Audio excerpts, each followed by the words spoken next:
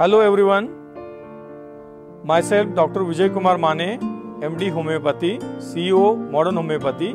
I would like to express warm gratitude to Prudent Media and all Goan peoples. Today we have completed 100 episodes of our revolutionized health series Bhalaikacha Modern Yug on Prudent Media. Prudent Media has spread our modern homeopathic serial in incurable diseases like cancer, kidney failure, liver cirrhosis, rheumatism and heart diseases all over Goa and territory. Please keep watching our revolutionary health series Bhalaikacha Modern Yug on Prudent Media on every Sunday 12:30 PM. Thanks.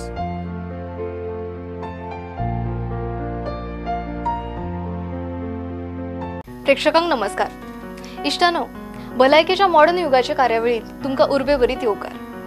Modern होमिओपॅथीचे CEO doctor Vijay Kumar Mane हांच्या संशोधनावरवी curative line of ट्रीटमेंटाच्या आधारान कितलेशेच दुयेंती या गंभीर दुयेंसाचेर जैत मेळोवन सामान्य जीण जगतात. इष्टानो, हे भलायकी विशयीचे माळेन मॉडर्न होमिओपॅथीचे senior consultant doctor Rupesh Pawar kidney failure या गंभीर दुयेंसाचेर तुमका मार्गदर्शन करतात. किडलेंतल्यान कुडींतल्यो गरज नाशिल्ल्यो गजाली मुता वरवीं भायर पडटात. आमच्या कुडींतले मीठ, पोटॅशियम आनी ऍसिड हांचे घुसपा गुणांचे प्रमाण किडने खातीर समान पातळीचेर उरता. तशेंच रक्तांतले तांबडे पेशींची उत्पत्ती, ब्लड प्रेशर आनी कॅल्शियमाची पातळी थीर दवरपाक तुमची किडनी खासा तरेच्या हार्मोनाची निर्मिती करपाचें काम करता. देखून किडनेक कुडींतली केमिकल फॅक्टरी म्हणून वळखतात. जशी जशी पिराय वाडटा तशी तशी किडनीची कार्यक्षमता उणी जाता. कुडींतले टॉक्सिन आणि अतिरिक्त उदकाचे प्रमाण जेन्ना रक्तात वाडला अशें वैजीक चाचणींतल्यान कळटा त्या वेळार ही गजाल हुस्को करपा सारकी आसता. ते खातीर सुरवातेक सावन तुमी तुमच्या किडनीची जतनाय घेवपाक जाय. हे विशयीचे प्रबोधनय भलायकेच्या मॉडर्न युगात जायत आसता. किडनीत लाखांचे संख्येन सूक्ष्म अशे नेफ्रॉनांचे जाळे आसता. हे जाळे रक्तांतल्या गरजेच्या घटकांक कुडीत दवरता आणि गरज नाशिल्ल्या घटकांक भायर उडयता. हे फिल्टर प्रक्रियेत ज्या वेळार आडखळी निर्माण जातात तेन्ना किडनीची अधोगती सुरू जाल्ली आसता. हातून खूप वर्सां वतात. ही प्रक्रिया सवकास जाता. देखून किडनीचे दुयेंस बेगीन कळना. म्हणून तुम्ही तुमच्या संवयाचेर निमंत्रण दवरपाची गरज आसा. नेमान रगत आणि मुताची तपासणी करूंक जाय. ते खातीर सदांच तज्ञांचो सल्लो घेयात. किडनी सांबाळप सहज शक्य आसा, पूण ते खातीर जागरूक रावप खूप गरजेचे. आणि ही जागरूकताय मॉडर्न होमिओपॅथीचे कार्यावळ वरवीं नेमान जाता. हाचो चडांत चड प्रसार जावचो हो आमचो यत्न. पूण जेन्ना किडनी फेलियरा खातीर जीण धोक्याच्या पावड्यान पावता त्या वेळार डॉक्टर विजय कुमार माने सरांच्या खूप तेंपाच्या संशोधना खातीर कितलेशेच दुयेंतीक परत एक फावट सामान्य जीण जगपाक संद मेळ्ळा. हे विशीं तुमी पिडिस्तांचे अणभव आयकल्यात. मॉडर्न होमिओपॅथीच्या क्रांतिकारक क्युरेटिव्ह लाइन ऑफ ट्रीटमेंटा वरवीं हे सिद्ध जाला. हे विशयीची आनीकय माहिती मॉडर्न होमिओपॅथीचे डॉक्टर रुपेश पवार तुमकां दितले आणि मार्गदर्शन करतले. ही कार्यावळ तुम्ही खूप लक्ष दिवन पळोवची, आयकुची आणि जर तुमच्या मनान कसलेय प्रश्न आसत तर ताचो जापो मेळोवपा खातीर मॉडर्न होमिओपॅथीच्या टोल फ्री हेल्पलाइन आणि वेबसाईट वा शाखेकडे संपर्क करात. मॉडर्न होमिओपॅथीची सुसज्ज टीम तुमकां त्या विशयी मार्गदर्शन करतली.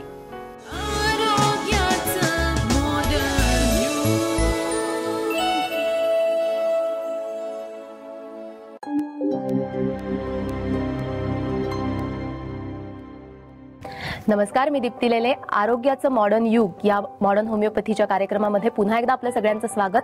मागच्या भागामध्ये आपण किडनी फेल्युअर या अत्यंत दुर्धर अशा आजाराबद्दल बोललो. आपल्याला मार्गदर्शन करण्यासाठी डॉक्टर उपस्थित होत्याच, त्याचबरोबर रुग्णही होते. आज आपण पुन्हा एकदा त्या सगळ्यांची चर्चा करणार आहोत आणि पुन्हा एकदा आपल्याला मार्गदर्शन करण्यासाठी स्टुडिओमध्ये उपस्थित आहेत मॉडर्न होमिओपॅथीच्या senior consultant doctor Jyotsna Lad. आपल्या स्टुडिओमध्ये स्वागत आहे. डॉक्टरांबरोबरच आपल्या इथे स्टुडिओत उपस्थित आहेत श्री भाऊसाहेब नेवरेकर, जे मॉडर्न होमिओपॅथीद्वारे उपचार घेत आहेत. नमस्कार मित्रांनो. किडनी फेल्युअर या अत्यंत दुर्धर आजाराबद्दल डॉक्टरांनी आपल्याला गेल्या भागातही माहिती सांगितली, मार्गदर्शन केलं. पुन्हा एकदा थोडीशी सविस्तर माहिती द्याल का? हो, नक्कीच. क्युरेटिव्ह लाईन ऑफ ट्रीटमेंट म्हणजे काय? मागच्या भागात मी ज्या पद्धतीने आपल्याला सांगितलं की ESRD मध्ये असणारे रुग्ण किंवा डायलिसिस सुरू असणारे रुग्ण हे जेव्हा आपल्याकडे येतात आणि आपली ट्रीटमेंट सुरू करतात त्यावेळेस त्यांचे डायलिसिस हे आपण पूर्णपणे थांबवलंय. दुसरी गोष्ट, दुसऱ्या किंवा तिसऱ्या टप्प्यामध्ये युरिया क्रिएट याचे रिपोर्ट पण कमी यायला लागले. बरोबर. म्हणजेच काय की आपण त्या पेशंटला नॉर्मल्सीकडे किंवा बरे होण्याच्या दिशेने घेऊन निघालोय. म्हणूनच आपण याला क्युरेटिव्ह लाईन ऑफ ट्रीटमेंट असे म्हणू शकतो. पेशंटचं पूर्ववत जे आयुष्य आहे, सामाजिक, कौटुंबिक, आर्थिक, ते आपण त्याला चांगल्या प्रकारे देऊ शकतो. आणि ही नॉन सर्जिकल अशी ओपीडी बेसिस अशी ट्रीटमेंट आहे, कमी खर्चिक. डायलिसिस करण्यापेक्षा किंवा ट्रान्सप्लांट करण्यापेक्षा खर्च हा नक्कीच कमी येतो. या थेरपीला दुष्परिणाम असे काही नाहीत. पेशंटला घरी राहून उपचार घेता येतात. प्रत्येक महिन्याला आपण ट्रॅकिंग करत असतो, युरिया किती आहे, क्रिएटिनिन किती आहे, हिमोग्लोबिन मध्ये कशा पद्धतीने वाढ झाली आहे, क्लिनिकली पेशंटची लक्षणं कशी कमी झाली आहेत, सूज कमी आली आहे का, युरिन आउटपुट वाढला आहे का, या गोष्टींवर आपल्या पुढच्या महिन्याच्या औषधाचा निर्णय राहतो. बरोबर. या दोन उपचार पद्धतींद्वारे तुमच्याकडे अनेक रुग्ण आता उपचार खरं म्हणजे घेत आहेत. एखादा आजार ज्येष्ठ वयात होणं हे थोडंसं आपण वेगळ्या दृष्टीने पाहतो आणि एका तरुण मुलाला एकदम किडनी फेल्युअर सारखा मोठा आजार होणं ह्याकडे आपण वेगळ्या दृष्टीने पाहतो. किडनीच्या आजाराचा सर्वात गंभीर टप्पा म्हणजे सीकेडी स्टेज 5 असं म्हणतो आपण त्याला, क्रॉनिक किडनी डिसीजचा 5वा टप्पा. या टप्प्यामध्ये डायलिसिस किंवा ट्रान्सप्लांट यासारख्या पर्यायांना उपचार नसतात. एंड स्टेज रिनल डिसीज आपण म्हणतो. यामध्ये 90% पेक्षा जास्त दोन्ही किडनीचं नुकसान झालं होतं. त्यामुळे किडनी होती ती पेडियाट्रिक साईज होती, म्हणजे लहान मुलांची जेवढी 7-8 वर्षाच्या मुलाची जेवढी किडनी असते तेवढी किडनी झाली होती. कारण ESRD मध्ये काय होतं, दीर्घकाळ नुकसान होत जातं किडनीचं. आणि हे दीर्घकाळ जेव्हा नुकसान होत जातं तेव्हा किडनीच श्रंक होतात. म्हणजे काय होतं, आकाराने लहान होतात. आणि आकाराने लहान झाल्यानंतर त्यांचं कार्य पूर्ण थांबवलं जातं. म्हणजे ही अत्यंत गंभीर स्वरूपाची अशी केस होती असं आपल्याला म्हणता येईल. अगदी नक्कीच. पण मग त्यानंतर तुमची स्वतःची निरीक्षण किंवा त्यातनं तुम्ही काय निष्कर्ष काढले? पूर्ण डिटेल केस स्टडी केली. त्यानंतर डॉक्टर विजयकुमार माने सरांच्या मार्गदर्शनाखाली आपण या ट्रीटमेंटमध्ये काम करायला सुरुवात केली. ते आधी रिपोर्ट्स घेतले होते, सोनोग्राफीचे रिपोर्ट्स घेतले होते, किडनी फंक्शन टेस्ट या तपासण्या करून घेतल्या होत्या, क्लिनिकल कंडिशन कशी आहे ते बघितलं होतं. ह्या सगळ्या गोष्टींचा विचार करून आपण मॉडर्न होमिओपॅथीच्या गाईडलाईन्सना अनुसरून ट्रीटमेंट सुरू केली. हे ट्रीटमेंट सुरू केल्यानंतर पहिल्या महिन्यातच खूप चांगला रिझल्ट मिळून गेला. पहिल्या महिन्याचे रिपोर्ट्स क्रिएट जे 13 होतं 13.2 ते 11 झालं. युरिया स्टेबल राहिला, हिमोग्लोबिन मध्ये वाढ झाली. नक्कीच. म्हणजे एकूणच त्यांच्या प्रकृतीत तुम्हाला बदल जाणवायला लागला. खूप चांगल्या पद्धतीने बदल जाणवला. क्लिनिकल ऍक्च्युली कसं झालं, क्लिनिकल इम्प्रुव्हमेंट पण या पेशंटमध्ये आपल्याला दिसून आली. प्लस आपण रिपोर्ट वाईज पण त्यांना ट्रॅक केलं. अर्थातच मी तेच विचारणार होते की जेव्हा तुम्ही आधीचे रिपोर्ट बघितले होते तेव्हा ते अत्यंत गंभीर स्वरूपाचे असे तुम्हाला दिसून आले. काही धक्कादायक गोष्टी त्यातनं पुढे आल्या. पण जेव्हा तुम्ही उपचार द्यायला सुरुवात केली तेव्हा उपचारानंतर तुम्हाला काय रिपोर्टमध्ये फरक जाणवला? म्हणजे आम्हाला प्रेक्षकांना काय सांगता येईल नक्की की काय फरक आपल्याला दिसून आला? उपचारानंतर क्लिनिकल इम्प्रुव्हमेंट पेशंटमध्ये चांगल्या पद्धतीने दिसून आली. अंगावर जी सूज होती ती पूर्णपणे कमी झाली होती. भूक जी मंदावली होती ते त्यांचं पचन चांगल्या पद्धतीनं होत होतं. भूक लागत होती पेशंटला. वेट लॉस झाला होता. पेशंटचं बॉडी मेटाबॉलिझम ते अगदी वृक्ष झालं होतं. ते चांगल्या पद्धतीनं रिकव्हर झालं होतं. जनरलाइज विकनेस प्रोफाउंड होता तर तो रिकव्हर झाला होता. आणि पेशंट ओव्हरऑल वेलबिंग पोझिशन मध्ये होता. तो जेव्हा आला तेव्हा क्रिटिकल होता. रिपोर्ट्स पण क्रिटिकल होते. रिपोर्ट्स मध्ये पण इम्प्रुव्हमेंट दिसून आली. रिपोर्ट्समध्ये काय बदल झाले? किडनी फंक्शन टेस्ट या कशा आहेत की पॅरामीटर्स ते आपल्याला बघावे लागतात. युरिया किती आहे, क्रिएटिनिन किती आहे. क्रिएटिनिन बघितल्यानंतर आपल्याला काय कळतं की या पेशंटची किडनी कितपत काम करायला लागली. क्रिएटिनिन ज्या अर्थी कमी आलं, युरिया ज्या अर्थी कमी आला त्या अर्थी हे किडनीचे इम्प्रुव्हमेंट, फिल्ट्रेशन इम्प्रूव्ह झाले याचंच इंडिकेशन ते होतं. आणि किडनी जसं फिल्टर म्हणजे किडनी काम करायला लागली हे या तपासण्यांती आपल्याला सांगता येईल. नक्कीच. तुम्ही मगाशी आपल्याला सुरुवातीला सांगत होतात की मॉडर्न होमिओपॅथी उपचार पद्धती कशी असते, तर त्यात तुम्ही खरं बऱ्याच गोष्टी सांगितल्यात. जेव्हा त्यांनी तुमच्याकडे उपचार घ्यायला सुरुवात केली तर त्याला म्हणजे हॉस्पिटलाइज व्हावं लागतं का किंवा त्याला काही सर्जरी करावी लागते का किंवा ह्याबद्दल तुम्ही काय सांगाल? हॉस्पिटलायझेशनची गरज तशी पडली नाही या रुग्णासाठी. आपल्याला ओपीडी बेसिस ही ट्रीटमेंट त्यांना देता आली. तोंडावाटे घेतल्या जाणाऱ्या गोळ्यांचा कोर्स होता तो. फक्त पेशंटनी त्या गोळ्या प्रॉपर वेळेवर ज्या वेळा सुचवलेल्या आहेत त्या वेळेवर घेणं अत्यंत गरजेचं आहे. त्याच्यावर जे पथ्य सांगितलं जातं, स्पेशली रिनल डाएट म्हणतो आपण त्याला, हे रिनल डाएट पेशंटनी फॉलो करायचा असतो आणि कंटिन्युअस डॉक्टरांच्या गायडन्स खाली राहायचं असतं. म्हणजे मी त्यांना कंपल्सरी सांगितलं होतं की आठवड्यातून तुम्ही एखादा फोन कॉल करून सांगत चला तुमची क्लिनिकल कंडिशन कशी आहे किंवा बाकी काही त्रास आहे का. या पद्धतीनं आपण ती केस पूर्ण प्रत्येक अल्टरनेट डेला ट्रॅक करत आपण हे रिझल्ट घेतले आहेत 1 महिन्याच्या अंती. डॉक्टर ज्योत्स्ना लाड आपल्याला किडनी फेल्युअर या दुर्धर आजाराविषयी खूप छान मार्गदर्शन करतायत. रुग्णही आपल्याबरोबर इथे आहेत, तेही त्यांचे अनुभव आपल्याला सांगणार आहेतच. पण आता वेळ झाली ब्रेकची. आरोग्याचं मॉडर्न युग या कार्यक्रमात घेऊया एक छोटासा ब्रेक.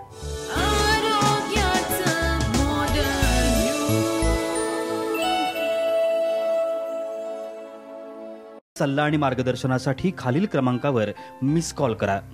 7038833881 आणि 7038833882. समुपदेशन आणि मार्गदर्शनासाठी मॉडर्न होमिओपॅथीच्या खालील केंद्रांवर संपर्क साधा. दादर, कळवा, धनकवडी, पिंपरी चिंचवड, म्हापसा, मडगाव, नाशिक, औरंगाबाद, कोल्हापूर, नांदेड, नागपूर आणि सोलापूर.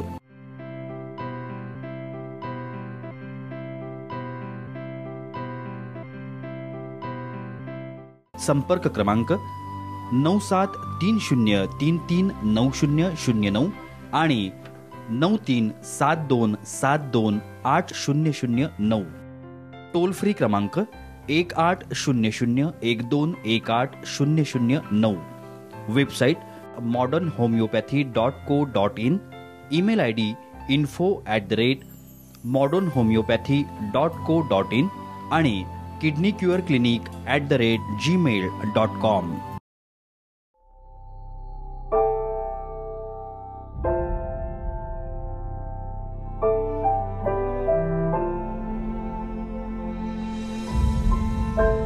मी स्त्री आहे आणि स्त्री असते भविष्यकाळ कुटुंबाचा, समाजाचा, देशाचा. तिचं आरोग्य म्हणूनच महत्वाचं. परंतु दुर्दैवानं ब्रेस्ट कॅन्सर हा गंभीर आजार आपल्या देशातील महिलांना वेगाने गाठत आहे. त्यांचं करिअर, जीवन उद्ध्वस्त करीत आहे. आपल्या सर्वांना हे थांबवायचं आहे आणि आपण हे थांबवू शकतो मॉडर्न होमिओपॅथीच्या सहाय्यानं. Modern homeopathy, the curative line of treatment.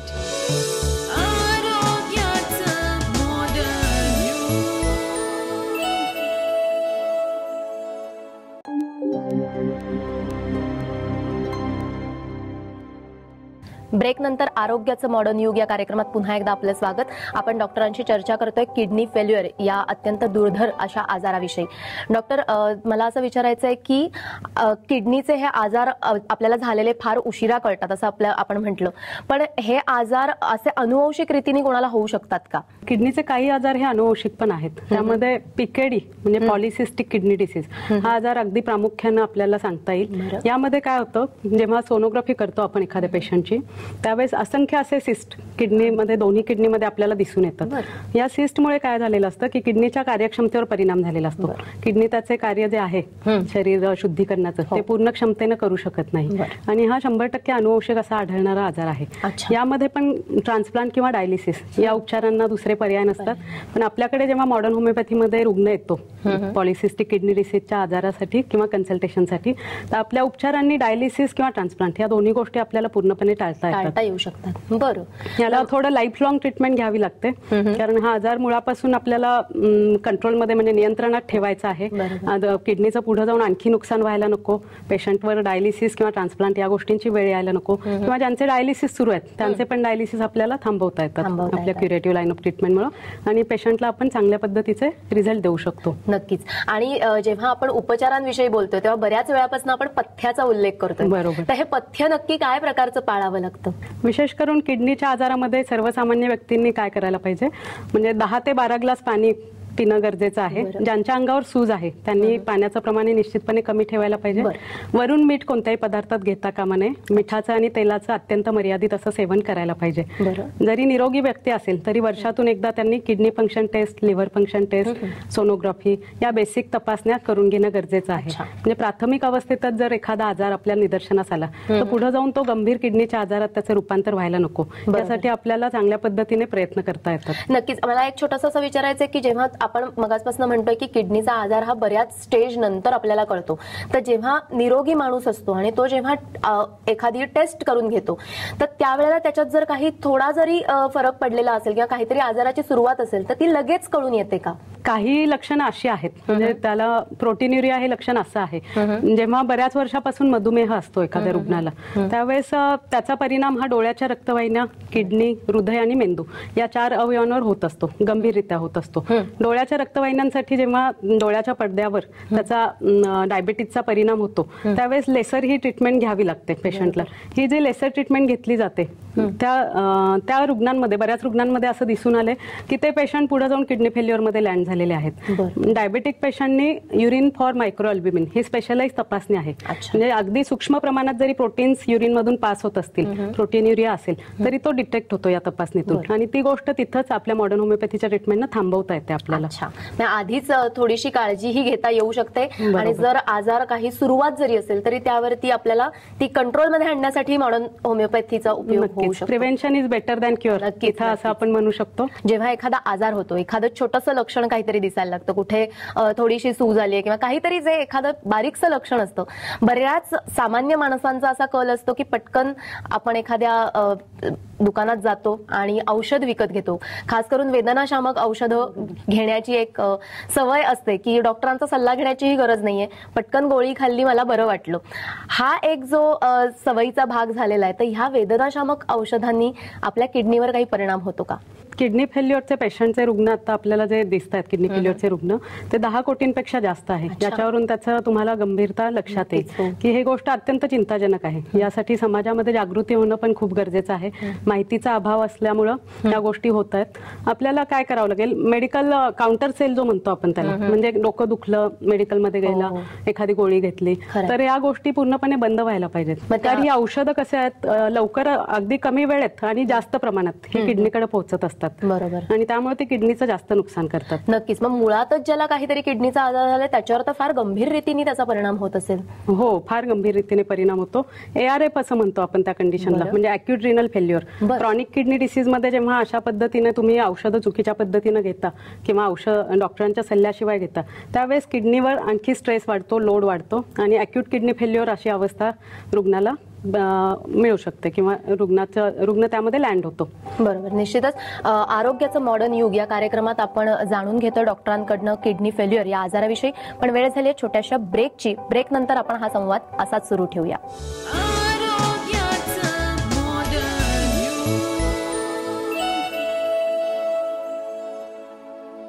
सल्ला आणि मार्गदर्शनासाठी खालील क्रमांकावर मिस कॉल करा.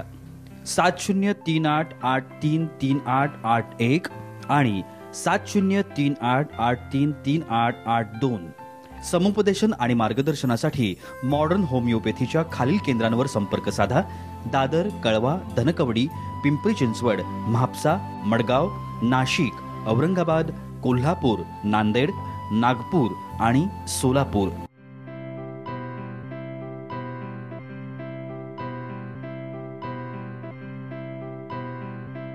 संपर्क क्रमांक 9730339009 आणि 9372728009. टोल फ्री क्रमांक 180012180009.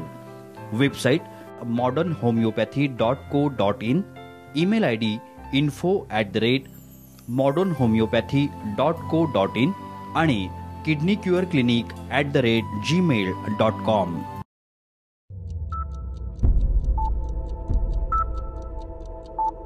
जन्म आणि मृत्यू या दोन बिंदूंमधील अंतर म्हणजे जीवन होय. एका बिंदूकडून दुसऱ्या बिंदूकडे मार्गक्रमण करत असताना मनुष्य आपलं ध्येयनिष्ठ जीवन जगत असतो. जीवनाच्या या प्रवासात आजाररूपी अडथळे निर्माण होतच असतात. हेच अडथळे दूर करून जीवनगती निर्धोक राखण्यासाठी आधार देतं मॉडर्न होमिओपॅथी. चला तर मग जाणून घेऊया मॉडर्न होमिओपॅथी.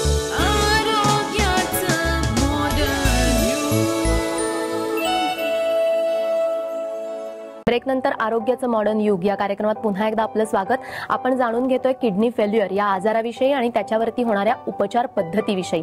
पण पुढे जाण्याआधी आपण आता बघणार आहोत एक प्रेझेंटेशन, ज्यातून आपण बघणार आहोत डॉक्टर विजयकुमार माने आणि त्यांचं ही जी मॉडर्न उपचार पद्धती आहे त्याविषयी आपण जाणून घेणार आहोत या प्रेझेंटेशनद्वारे. होमिओपॅथीमधील जवळजवळ 2 दशकांचा दीर्घ अनुभव असलेले मॉडर्न होमिओपॅथीचे founder doctor Vijaykumar Mane MD homeopath यांचं दुर्धर आजारांवरील प्रदीर्घ संशोधन अनेक रुग्णांना आज नवजीवन मिळवून देत आहे. 2 दशकांपूर्वी डॉक्टर विजयकुमार माने यांनी आपल्या करिअरची सुरुवात लेक्चरर म्हणून केली. महाविद्यालयातनं लेक्चररशिप करत असताना त्यांच्या संशोधक नजरेनं अनेक गंभीर आजारांना आपलं लक्ष केलं. अभ्यासपूर्ण प्रदीर्घ संशोधनानंतर क्रांतिकारक ठरणारी मॉडर्न होमिओपॅथीची क्युरेटिव्ह लाईन ऑफ ट्रीटमेंट उदयास आली. ही संशोधित उपचार पद्धती मॉडर्न होमिओपॅथीमध्ये दाखल होणाऱ्या रुग्णांपर्यंत पोहोचू लागली. गंभीर आजारांमुळे जीवनातील आनंद हरवून बसलेल्या रुग्णांमध्ये नवी आशा निर्माण होऊ लागली. दुर्धर आजारातून रोगमुक्त होत आनंदी जीवन जगण्याची संधी डॉक्टर विजयकुमार माने यांच्या यशस्वी उपचारानं मिळू लागली. जणू पुनर्जन्मच प्राप्त झाल्याची भावना रुग्णांमध्ये आज इथे दिसून येत आहे. रुग्णांच्या जीवनात परतलेले आनंदाचे क्षण आणि समाधान डॉक्टरांना प्रेरणादायी ठरत आहे. विविध आजार आणि त्यावरील होमिओपॅथीचे यशस्वी मॉडर्न उपचार असा अचंबित करून टाकणारा हा प्रवास प्रत्यक्षातच अनुभवूया डॉक्टर विजयकुमार माने यांच्या सहवासात आरोग्याचं मॉडर्न युग मध्ये.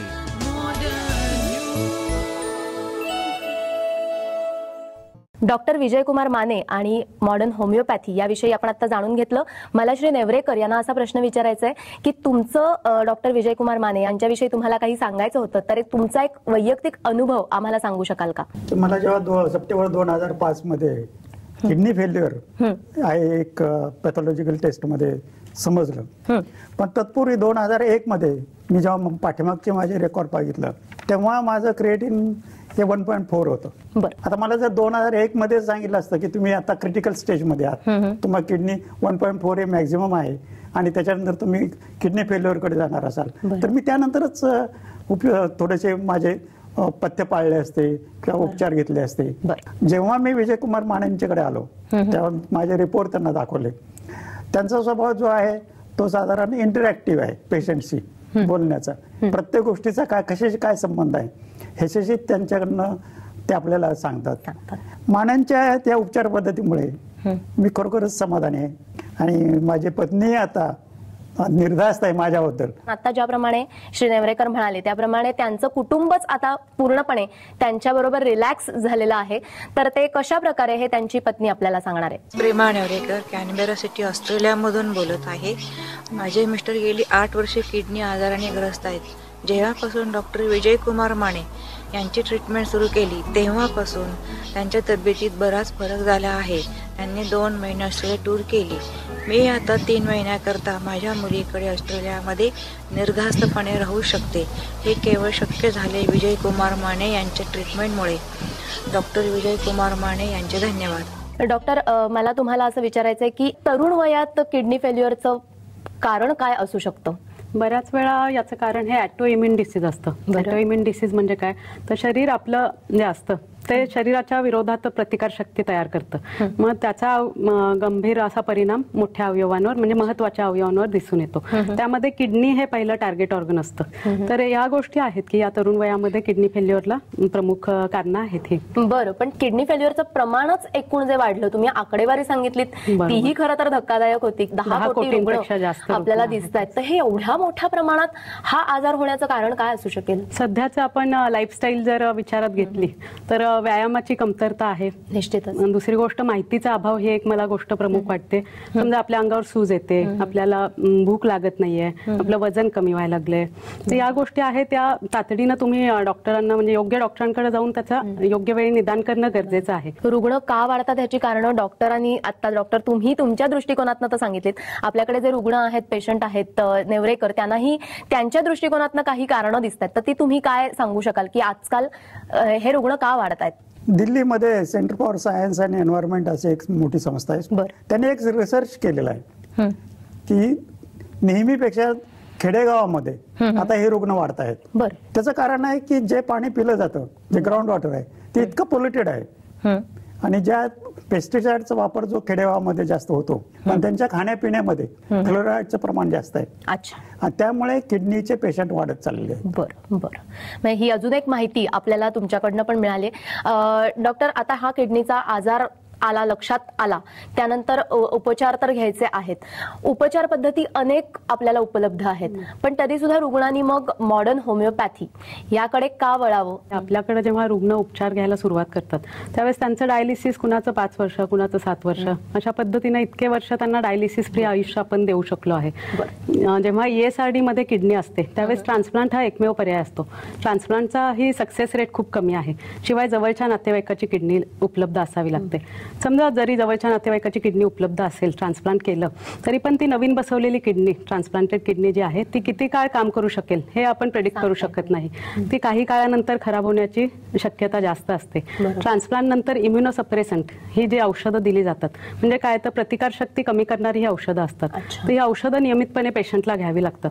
त्या प्रचंड गोष्टी खर्चिक असतात आणि ही औषधं घेताना पेशंटला more prone to serious infections, म्हणजे छोटं इन्फेक्शन सुद्धा फ्लरिश होऊन त्याचं फॅटल म्हणजे ते जीवघेणं ठरू शकतं.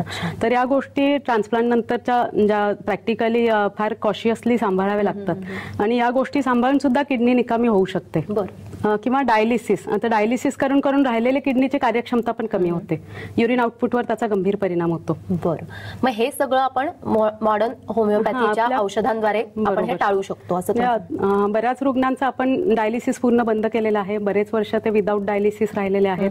त्यांना आपण एक चांगली क्वालिटी ऑफ लाईफ जी म्हणतो आपण ती चांगल्या पद्धतीने आपण दिलेली आहे. त्यांचं पूर्ववत आयुष्य आपण नॉर्मलसी जी म्हणतो ती चांगल्या पद्धतीने आपण त्यांना दिलेली आहे. आणि मॉडर्न होमिओपॅथी ही आज होमिओपॅथीच्या प्रचारासाठी आणि प्रसारासाठी कटिबद्ध आहे. डॉक्टर विजयकुमार माने सर हे खूप चांगल्या पद्धतीने कार्य करत आहेत. म्हणजे मॉडर्न होमिओपॅथी एक सक्षम पर्याय म्हणून आपल्याला कसा दुर्धर आजारांमध्ये उपयोगी पडेल किंवा लोकांना कसा फॉलो करता येईल यासाठी डॉक्टर विजयकुमार माने सरांचे प्रयत्न सुरू आहेत. इव्हिडन्स बेसिस डाटा आम्ही कलेक्ट करायला लागलोय. त्या पद्धतीनं पेशंटचे रिपोर्ट्स, प्रत्येक महिन्याचे क्लिनिकल कंडिशन, इम्प्रुव्हमेंट, ही गोष्ट आम्ही आता इव्हिडन्स बेसिस साठी जास्त आमचे प्रयत्न सुरू आहेत. तर प्रत्येकानं या पद्धतीनं प्रयत्न करून समाजातली जागरूकता वाढवणं, मॉडर्न होमिओपॅथीच्या माध्यमातून होमिओपॅथीसाठी एक चांगलं काम करणं हा सध्याचा आमचा आपल्या कार्यक्रमाचा उद्देश आहे. मॉडर्न होमिओपॅथीच्या senior consultant doctor Jyotsna Lad यांनी आपल्याला खूप छान विस्तृत अशी माहिती दिली आणि अशीच अधिक विस्तृत माहिती आपण पुढच्या भागातही त्यांच्याकडनं घेणार आहोत. किडनी फेल्युअर याविषयी आणि नवीन रुग्णही आपल्यासोबत त्यावेळेला असतील, त्यांचेही अनुभव ते आपल्याला नक्कीच सांगतील. तेव्हा आपण पुन्हा भेटूया आरोग्याचं मॉडर्न युगच्या पुढच्या भागात. नमस्कार. सल्ला आणि मार्गदर्शनासाठी खालील क्रमांकावर मिस कॉल करा. 7038833881 आणि 7038833882. समुपदेशन आणि मार्गदर्शनासाठी मॉडर्न होमिओपॅथीच्या खालील केंद्रांवर संपर्क साधा. दादर, कळवा, धनकवडी, पिंपरी चिंचवड, म्हापसा, मडगाव, नाशिक, औरंगाबाद, कोल्हापूर, नांदेड, नागपूर आणि सोलापूर.